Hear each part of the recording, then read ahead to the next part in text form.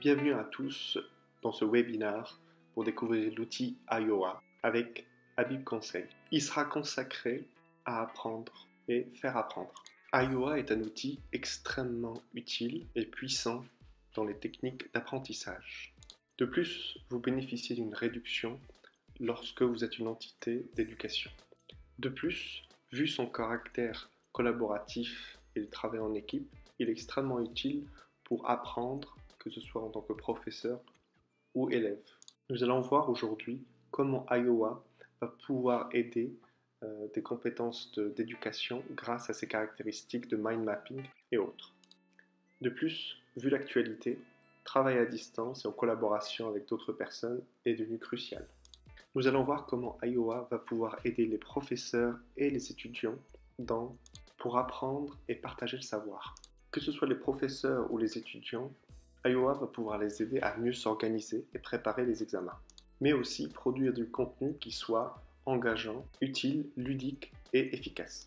MindMap est très utile pour apprendre de manière visuelle, mais aussi leur manière de toucher notre côté du cerveau créatif permet aussi une expression de la créativité beaucoup plus puissante. Et du contenu, texte, photos et autres, qui va vraiment engager ceux qui vont écouter. Ces contenus visuels vont permettre à ceux qui apprennent de créer des connexions et mieux se rappeler et d'apprendre mieux. Ainsi, pour créer des leçons, le mind map de Iowa est excellent pour commencer. Nous allons créer une mind map dans le speed map. Parmi les différents modèles, nous allons utiliser Lesson Planner, disponible pour tous les utilisateurs, gratuit par abonnement. Nous avons une structure de mind map qui est déjà créée pour nous. Elle va guider sur quels sont les éléments à penser pour construire une leçon. Souvent, débuter avec une page blanche est difficile ou intimidant. Mais avec un modèle, vous avez plusieurs étapes en avance déjà parce qu'elles sont déjà préparées. Dans ce template modèle, il va se concentrer sur plusieurs aspects pour créer une leçon, tels que les objectifs, les ressources, etc. Grâce à cette structure, cela va nous permettre de créer des leçons cohérentes et dynamiques. Je peux commencer par réfléchir sur quels sont les objectifs de ma leçon. En cliquant sur le premier objectif, Add, je vais pouvoir le changer et l'adapter. Avec cet exemple.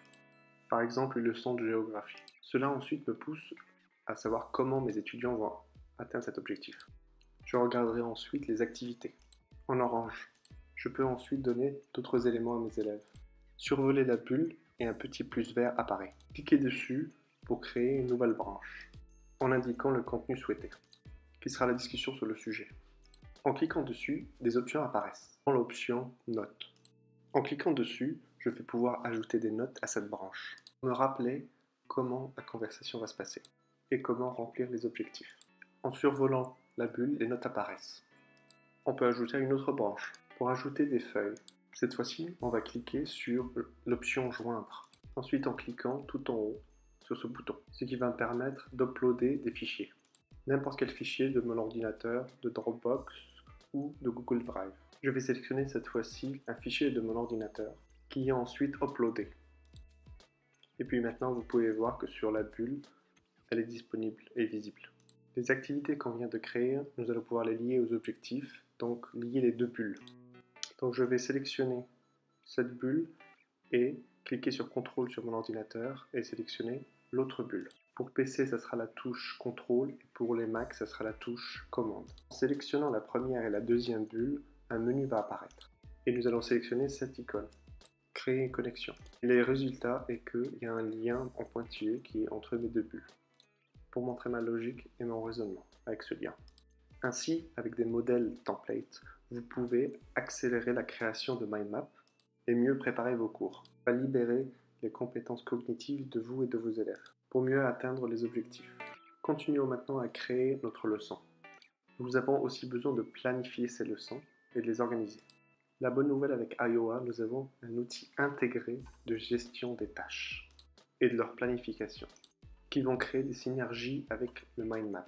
Les task boards ou bureaux de tâches se trouvent à droite de votre écran avec différents styles disponibles de gestionnaire de tâches. Nous avons le mode très visuel ici, inspiré par mind map, et dans le deuxième, un peu plus linéaire en termes de gestionnaire de tâches. Et le dernier est le diagramme de Gantt, qui ressemble un peu plus à un calendrier. Nous allons sélectionner un préenregistré. Nous pouvons pivoter parmi les différents styles de gestionnaire de tâches. Nous avons ici le mode Canva. Et si je zoome sur une catégorie, divisée par le nom de la thématique.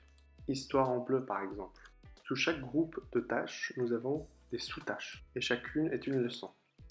En cliquant sur Canva, nous avons un menu déroulant, ce qui signifie que je peux pivoter entre les différents styles. Testons le workflow. Ici, nous avons les mêmes catégories organisées, les mêmes couleurs et les mêmes tâches. La seule différence est qu'elles sont disposées en liste cette fois-ci. Venons sur le menu tout en haut à droite pour sélectionner le diagramme de Gantt. Encore une fois, la même information est visionnée différemment. Les tâches liées à une date sont indiquées sur une intervalle. En cliquant sur une tâche, des options apparaissent. Spécifiques à cette tâche, toutes les options apparaissent. Il peut être indiqué la date prévue de la tâche, mais aussi une date butoir potentielle. Je peux modifier ces dates et même créer une récurrence, mensuelle, trimestrielle, etc. Je peux ajouter des notes tout en haut à gauche de ce panneau. Je peux aussi échanger et commenter par rapport à cette tâche avec les autres. Ces commentaires vont être spécifiques à cette tâche. Comme vu dans les bulles plutôt, on peut ajouter des fichiers et les joindre. On peut aussi ajouter des listes spécifiques à cette tâche. Ainsi dans Iowa, vous pouvez planifier vos tâches de différentes manières sur différents styles, celui qui vous arrange le plus.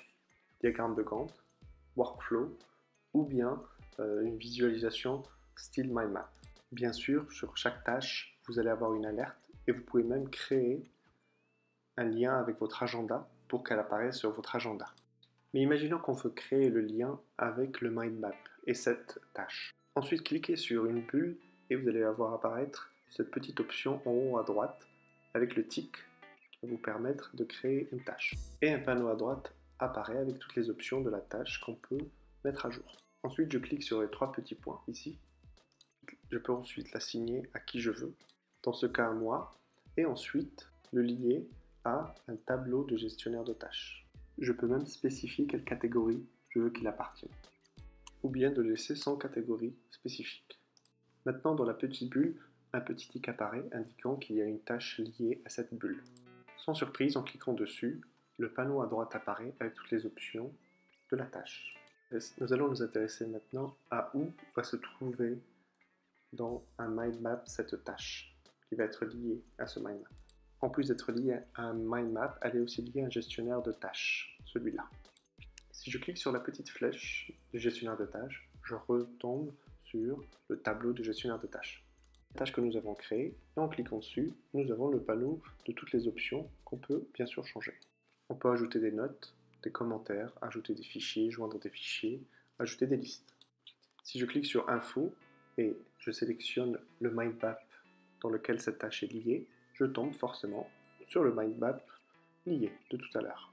Ainsi, dans Iowa, les mind maps ainsi que les tâches sont liées et on peut facilement naviguer de l'un vers l'autre pour garder une cohérence avec le reste et organiser facilement toutes les tâches par rapport à toutes les bulles de vos mind maps de manière fluide et rapide.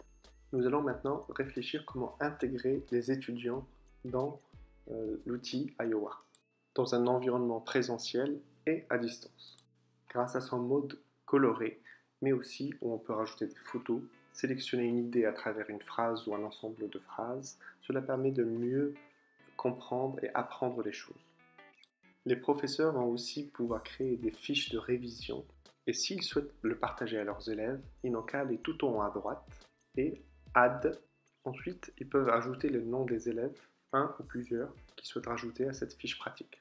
Ensuite, il est important de réfléchir à quel privilège de permission vous autorisez un ou plusieurs élèves. En mettant en place la permission Read Only, lecture seule, ils ne pourront pas changer ce mind map. Cependant, ils peuvent le modifier ou ajouter des annotations dans leur propre mind map qui n'affectent pas le mind map du professeur. Pour cela, ils cliqueront tout en haut à droite sur le paramètre, ici, sur la petite roue mécanique. Tout en bas, vous pouvez voir qu'ils peuvent créer leur propre modèle template. Ils pourront ainsi créer une copie qu'ils pourront modifier. Iowa va copier ainsi ce modèle qu'on pourra utiliser plus tard. Accueil, quel que soit le mode de mind map choisi, ils pourront sélectionner la template enregistrée. Ici.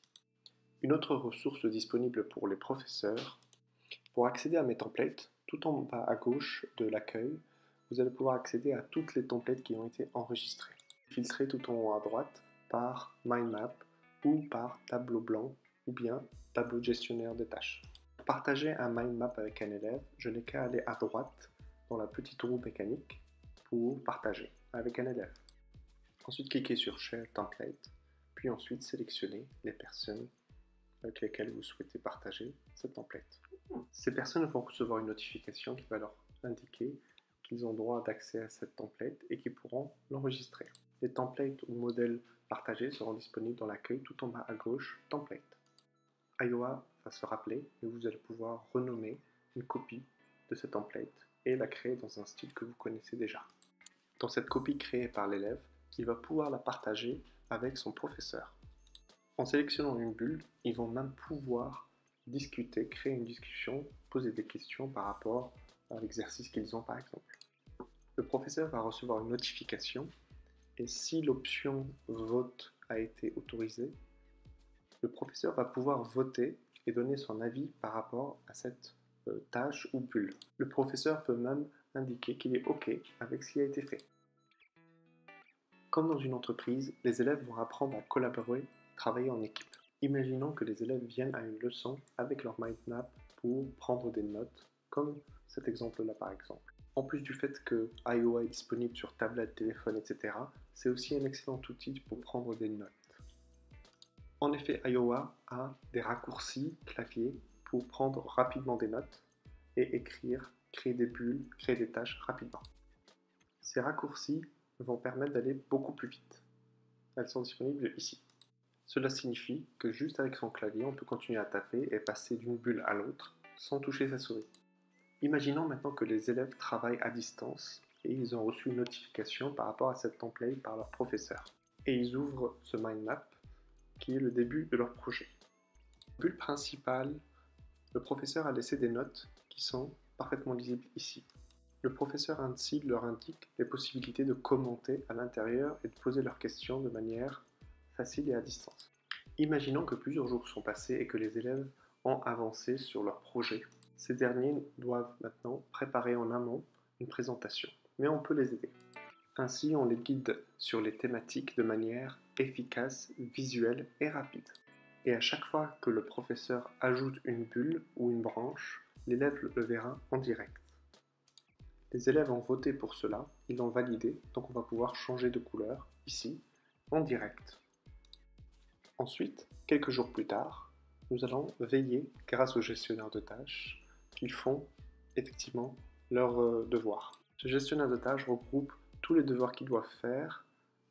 Sur chaque tâche, les photos ou avatars de chaque personne est clair et identifié, ce qui permet à chacun d'être responsable des tâches qui lui ont été allouées.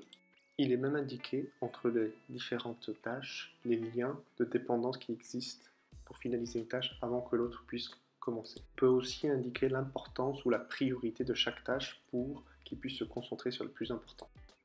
Ils vont ainsi pouvoir uploader leurs fichiers et aussi permettre aux autres de partager, de contrôler ce qu'ils ont fait et d'avancer.